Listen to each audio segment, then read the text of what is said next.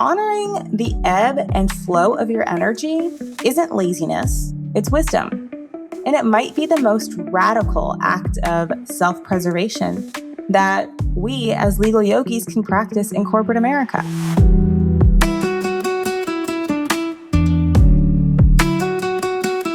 Hi, everyone. Welcome to today's episode of the Legal Yogi Podcast. I'm your host, Vanisha.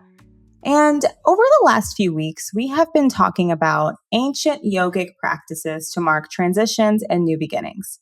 Today, we will be discussing two more ancient philosophical topics. But before we get there, let's start with something good. I hope you all are doing well. And now let's all take a quick moment to think of something good. Once you have it, share it with someone today. It can even be me. So tell me something good, y'all. Check in with me on Instagram at Legal Yogi Podcast. Or you can even DM the personal at legally_yogi. All right. So my something good is that my hair is thriving, y'all. She has grown. The color, my hairstylist kind of messed up the color. So the color is coming back. It's also just shiny. It's flippy. It's soft. It's beautiful. If you are watching the video, you can see how ridiculous I am. Just like showing y'all the strands of hair, but she's thriving and it makes me very happy to see just because I've been going through this hormonal imbalance and I've been trying to do things to get back to balance. And I think just seeing the results of my hair is showing me that I'm on the right track. So that's lovely. All right. So back to our show.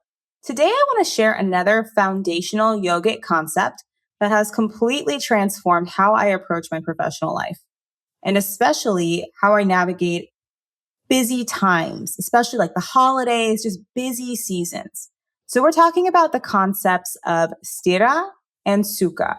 Now, if you're not familiar with Sanskrit terms, hold on, stay with me here, because this concept is going to change how you think about work, about productivity, and what it actually means to be successful in a sustainable way. So Sthira means steadiness, stability, effort. Sukha means ease, comfort, softness. And just to give y'all a quick little background, if you are a lawyer, a job where you have a clear busy season and a clear slow season, I think that's what I'm trying to allude to here. But the Sthira is the effort. The Sukha is the ease. You can think of this in terms of like ebb and flow. Slow season, busy season. The flow is your Sthira. The ebb is your Sukha. Same thing with everything else. So in yoga and the practice and the philosophy, we're taught to find both the Sthira and the Sukha simultaneously in every pose we hold. And just like a little background on yoga, I don't know if we've mentioned this before, but yoga literally like means to yoke, to find balance, to have this push, this pull, this ebb, this flow, this Sthira, this Sukha. So we're constantly finding this, and it's balance essentially. So think about this in terms, I'm going to give you a visual example here. So think about a yoga pose. Let's see, let me think of one real quick. Tree pose. So you're holding the tree. If you don't know what tree pose is, you have right foot is planted on the mat. Then your left foot is balancing somewhere else. So maybe you have it on ankle, like a little kickstand type of thing. Maybe you have it on your calf. So you're holding your position with the right foot. And then we're using those muscles. We're engaging all of the muscles to keep this balance. But then we also need to make sure we're focusing on our breath. We need to focus on gazing in front of us on something that's not moving in order to keep the balance. So you need this effort and this ease. So you need both. And not all effort, not all ease. You need to have both of these together to find your balance. Quite literally, since we're talking about tree pose, you're finding your balance. So today, I want to talk about what happens when we apply this ancient wisdom to our modern professional lives. What happens when we stop believing that success requires constant pushing, constant effort, constant Sthira, and instead learn to read the rhythms of our own capacity and adjust accordingly. Because here's what I've learned. Honoring the ebb and flow of your energy isn't laziness, it's wisdom. And it might be the most radical act of self-preservation that we as legal yogis can practice in corporate America. We need to understand our Sthira and our Sukha and use it in our daily lives. So let me try to start by explaining these concepts as they show up in yoga practice. And then we'll bring them into our professional life. When I'm teaching a yoga class, we're holding Warrior 2. I would try to cue the students to find both Sthira and Sukha. I would literally say that in a class. Like we would talk about Sthira and Sukha in class. But Sthira here in your Warrior 2, Warrior 2 is the foundational yoga pose. It's not really, but it is what we see in Western culture. Like what we see when we're looking at poses of yoga online or in yoga books. That is usually the pose they're showing because it's like quintessential. It's the quintessential yoga pose.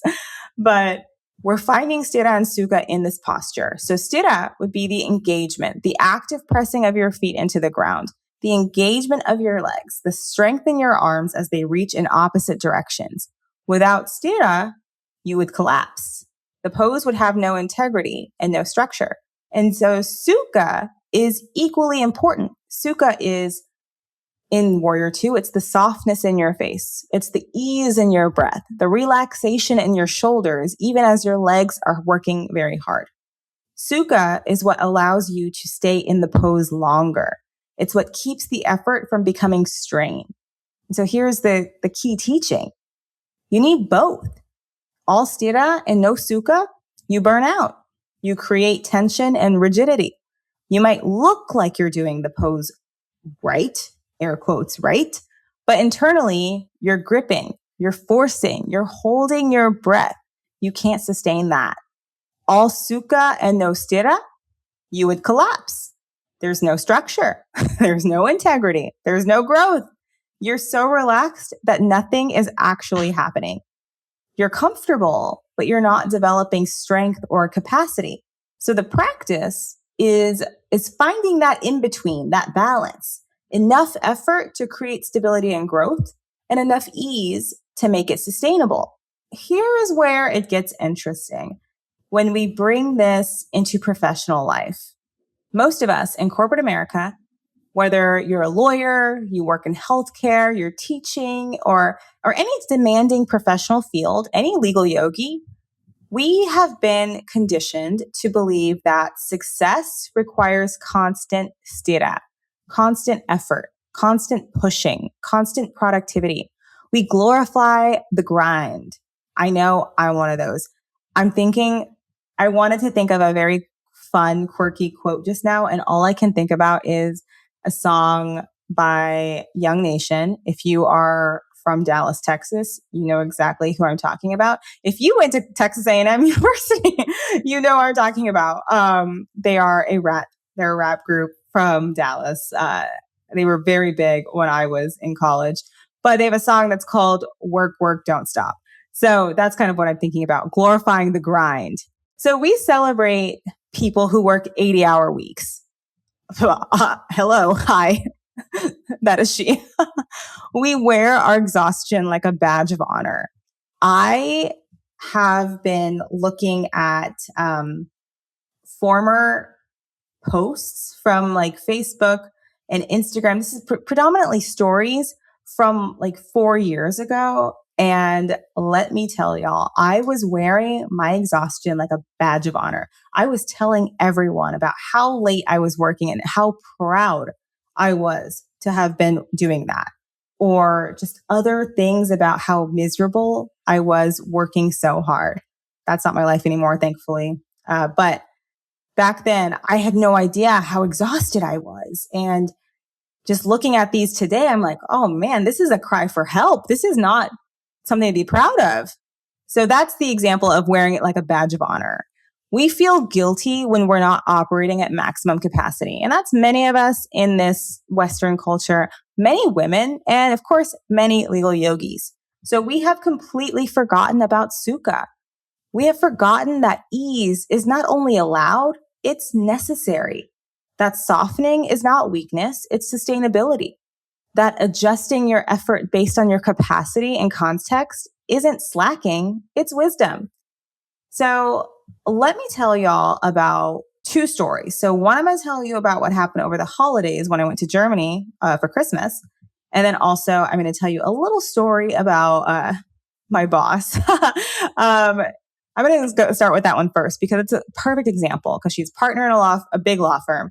And like today, she sends me a text and she's like, I can't attend our 3:30 call because I'm going to go get a massage at 4. And I'm like, good for you. Yes. Okay. Look at this. We worked hard all day and now she's going to go reward herself with a massage.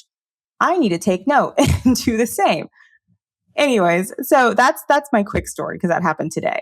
But over the holidays, when I went to Germany for Christmas, just for context, I was traveling internationally over the holiday season. I go to visit my family in Germany every year. So this was our annual trip to go see the fam. It was during the holidays. We literally left on Christmas Day. So that is a time that's already chaotic for most professionals. And I went to go visit family. So then I'm adding in, just the holiday season in general, time zone changes, being in a different country, being away from like my comfort things, like my bed, my shower, all of my pajamas, like just everything that makes me comfortable. But also like I'm wanting to be present with the family and experience the trip. That is too much. There's too many factors going on because you're throwing in, I'm working still. I didn't take time off. I have deals closing. I've got stuff due. I'm managing up and I'm managing down. And then I've got this dehydration from being on the flight. My legs are swollen from being on the flight because I'm clearly getting old and I had no idea. And then we've also got just like trying to get back on track. You're away from your home stuff. So like your typical routine, your workout, whatever, none of that's happening. But then you also want to be present and experience the trip and see your family.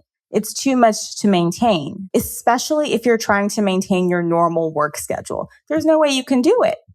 And the old version of me, the pre-PCOS diagnosis version, the version who, quite frankly, was still trying to prove herself to people, was pushing through everything. Especially the Vanisha from 4 years ago, from those posts, she was definitely trying to prove something and just try to push through everything. That girl would have attempted to maintain my full workload and more. I would have woken up early to work before anyone else was awake on this time zone. I would have snuck away during the day to take calls. I would have stayed up late answering emails. I would have convinced myself that this was what a dedicated professional would do. Like, this is what other dedicated professionals do. This is what it means to be committed to your career. And I would have come back from my trip exhausted, resentful, and having barely experienced the trip at all. But there's a light at the end of the tunnel, y'all. This time, I made a different choice. Before I left, I made an executive decision. And I didn't tell anybody else. I was only going to do what was absolutely necessary during this trip. I wouldn't try to keep up appearances of full productivity. I wouldn't try to respond to every email within an hour. I wouldn't try to maintain the illusion that I was working a full schedule from a different country, from a different continent. I decided that 2 hours a day would be enough. 2 hours of uninterrupted, grinding to handle anything truly urgent, to stay on top of the most critical matters, and that was it. And here's what happened. The world didn't end. My clients were absolutely fine. My deals moved forward. Nothing, literally nothing fell apart. In fact, I would argue that the quality of those 2 focused hours I spent every day was much higher quality performance than if I had been grinding away for 8 hours while jet lagged and resentful. Because when I go to Germany, what do I want to do every day, y'all? I want to eat. I'm there for pretzels, for Schnecke, for pastries, and fries, honestly, quite honestly. I'm here for pastries. I'm here for cake. I'm here for fries and pork. Not like, but like schnitzel. That's what I'm there for. So I got to experience all of that. Like I wasn't just mad. I wasn't taking it out on anyone. I was just present. Like I got to be around my family. I experienced the last of the Christmas markets. I spent quality time with my people and I rested. Y'all, I literally got 8 hours of sleep every day. I let my body adjust to the time zone. I honored the reality that I was in a different context. And that context called for a different balance of Sthira and Sukha. This is what I mean by the ebb and the flow. This is what I mean by adjusting your effort to match your capacity and your season. The trip to Germany was an ebb. It was the time for me to pull back a little bit. And I want to quickly touch on ebb and flow in terms of corporate practice, in terms of just lawyer lingo, because we often use this term ebb and flow to talk about transactional work. Again, I'm not a trial lawyer, so I don't really have the experience to be able to talk about that.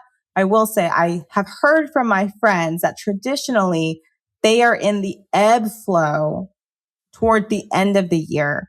Actually, I'm lying, not toward the end of the year, toward the beginning of the year. And hold on, I got that backwards.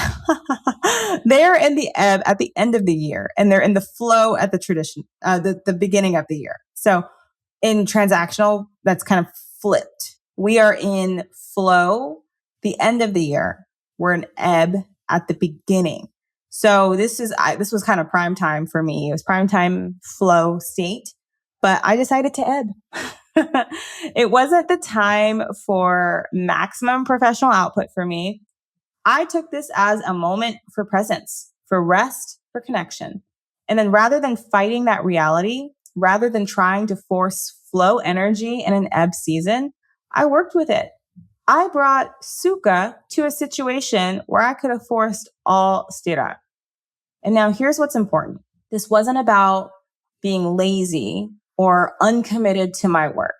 This was about being strategic, about recognizing that if I burned myself out trying to maintain a full productive workload during a trip, I'd probably come back depleted and I'd probably also need a few weeks to recover. And instead, I came back refreshed, recharged, and ready to bring my full energy back to the work that was waiting for me. So I just took that moment of rest and it was a game changer. And this is the paradox of Sthira and Sukha. Sometimes bringing more ease in actually makes you more effective. And sometimes doing less in the moment allows you to sustain more over time. And so how do you know when you're in an ebb season versus a flow season? How do you know when to push and when to soften? Let me share some of the markers I have learned to recognize. So an ebb season often looks like maybe you have a major life transition.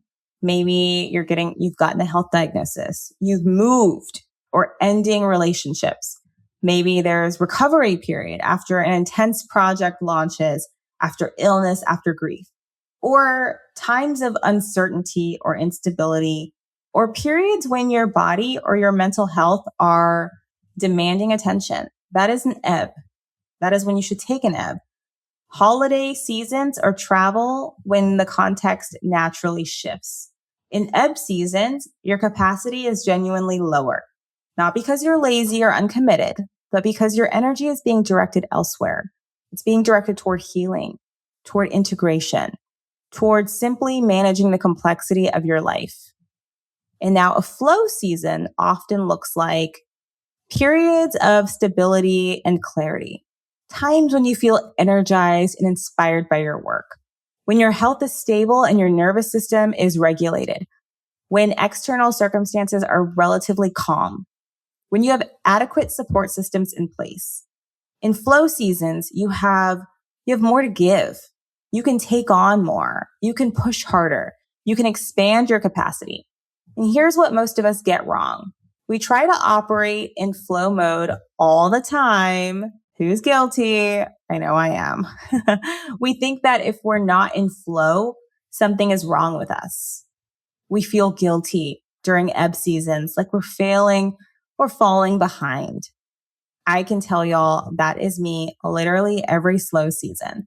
Except for this year, but in the previous years, during the slow seasons, I would freak out. I'd be like, oh no, like I need work, I need to do things, I need to be busy.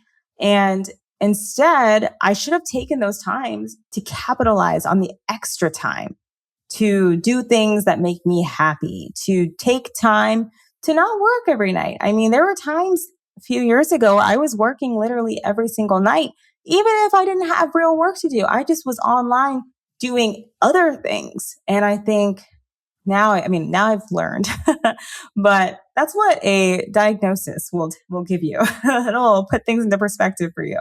Honestly, nature just doesn't work this way.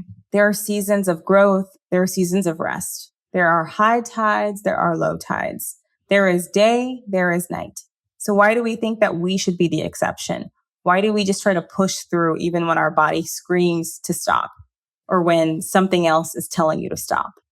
It's the skill. The practice is learning to read your own rhythm and to recognize what season you're actually in, not what season you wish you were in or think you should be in, and then just adjust your expectations, adjust your commitments and your effort accordingly. But this requires letting go of the cultural narrative that success means constant productivity. It requires trusting that honoring your ebb seasons will actually make you more effective in your flow seasons. It requires believing that you don't have to earn your worth through relentless output. Whew. Let me say that one again. It requires believing that you do not have to earn your worth through relentless output. Okay, let's acknowledge why this is so difficult, though, to practice, especially in professional settings. So first, there's a fear of falling behind. I literally mentioned this. When I'm in a slow season, I freak out thinking everyone else is getting work and it's just me and I'm going to fall behind. We live in a competitive culture. So if you slow down, someone else will pass you. If you're not constantly visible and productive, you'll be forgotten or replaced. This is what we believe. This fear is real, and it's reinforced by the structures many of us work within. I mean, literally, I'm in a law firm. If I can't take something on, they'll just give it to the next person. And like, there's a fear, especially for women of color in this practice. So if you don't say yes to everything, then you're going to get left behind, even though I can tell you all with 100% certainty that the white men, our counterparts, they're not saying yes to everything. But this fear is real. And we're going to talk about that a lot later, but because that's its own issue. But this fear is real. It's reinforced by the structures many of us work within. But here's what I've observed. The people who burn out, who leave their careers entirely, and who collapse under the weight of unsustainable expectations, they're often the ones that never learned to ebb and flow. They pushed and pushed until something broke. The ones who last, the ones who build sustainable long-term careers, well, they've learned to read their rhythms and adjust accordingly. And second, there's internalized capitalism and productivity culture.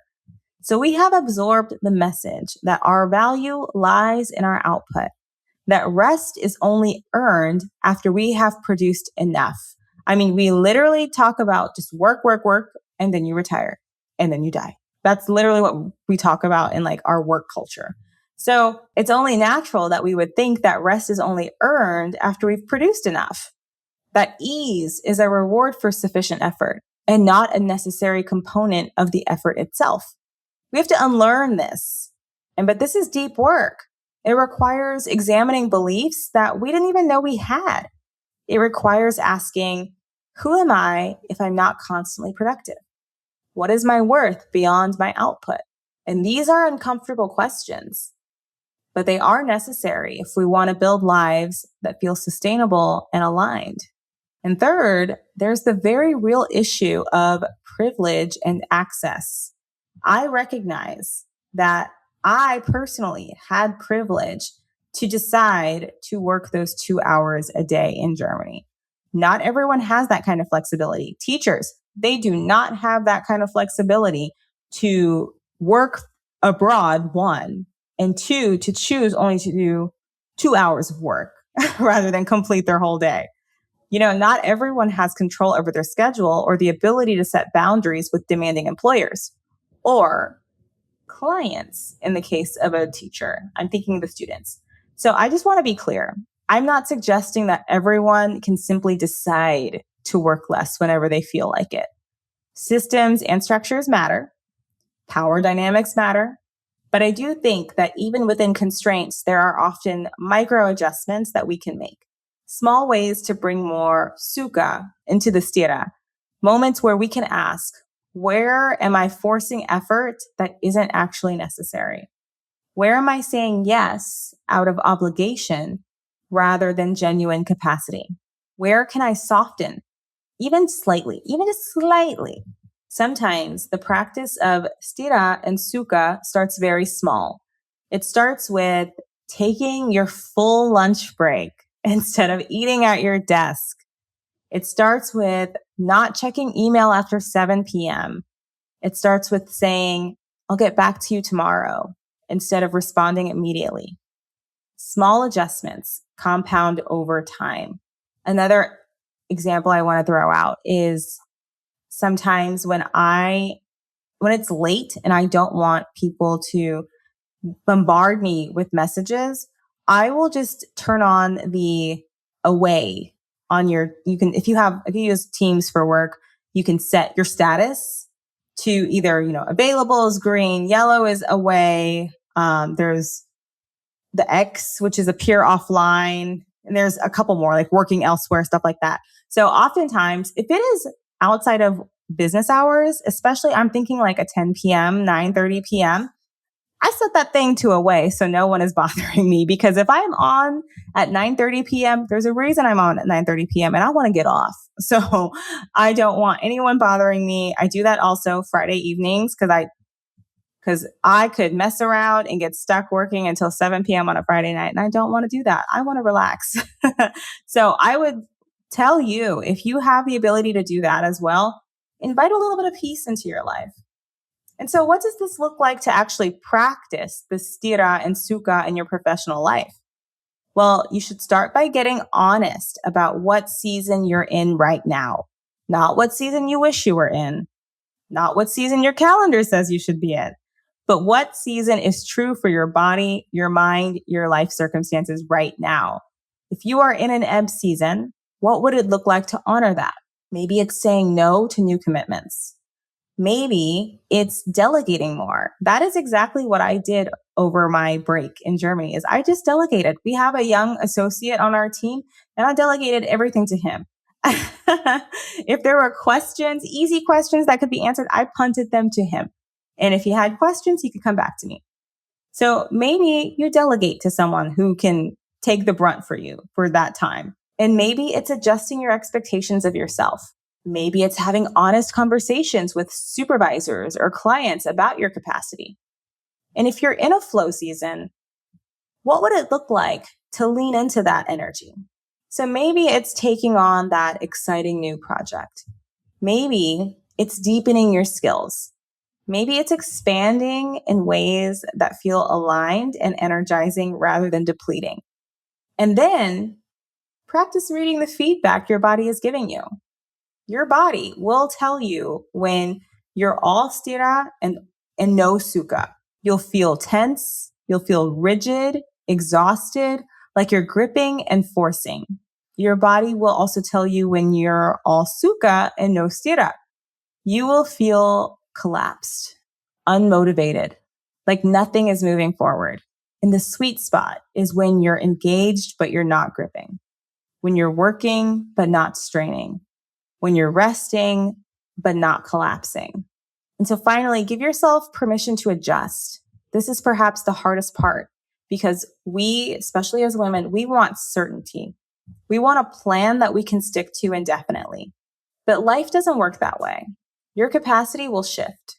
Your seasons will change. And the practice is adjusting in real time and not rigidly adhering to expectations that no longer fit. So if you are in a flow state, think of how you can continue this flow state, the high. Me personally, I have been using my energy levels to my advantage. I've been trying to focus on getting a good amount of sleep and also building in moments of pause for myself, but also taking on more if I have the ability, because I felt so rested when I came back, but I just took on as much as I could. But I'm in a place right now where maybe I don't work one night during the week, and that's how I protect my peace. And that's how I give myself a little bit of that ebb. So think about how you can incorporate this into your life. So the concept of Sthira and Sukha, effort and ease, has been taught in yoga for thousands of years. It's not a new idea, but it's one that feels particularly radical and necessary in our current moments because we're living in a time that glorifies constant effort, constant productivity, constant pushing, and we're burning out. We are exhausted. We are depleted. So what if the answer isn't trying harder? What if the answer is learning to read our rhythms and adjust accordingly? What if sustainability isn't about finding more willpower, but about honoring the natural ebb and flow of our energy? As I continue navigating life with this diagnosis, as I rebuild my relationship with work and wellness, as I step into this new chapter with video podcasting, I'm practicing this daily. Some days I have more to give, some days I have less. Today's one of those days that I have more. And so you may see me wearing the exact same outfit for the next few episodes because I have the energy to record multiple episodes today. And I'm learning that both of these are okay. Having more energy one day, having less energy another day, that's fine. So I hope that you will join me in noticing this practice on yourself, noticing what state you're in, what state to lean into a little bit more, and how to maintain that push, that pull, that balance. So until next time, pay attention to your own ebb and flow. Notice where you might be forcing sthira, where sukha is what's needed. Notice where you might be collapsing into sukha when some sthira would serve you. Trust your rhythm. You know what you need. Thank you, my friends. That's all I have for you today. If you found this helpful, please share this episode with someone you think would also benefit. Or do me a favor and hit that little subscribe button on your screen.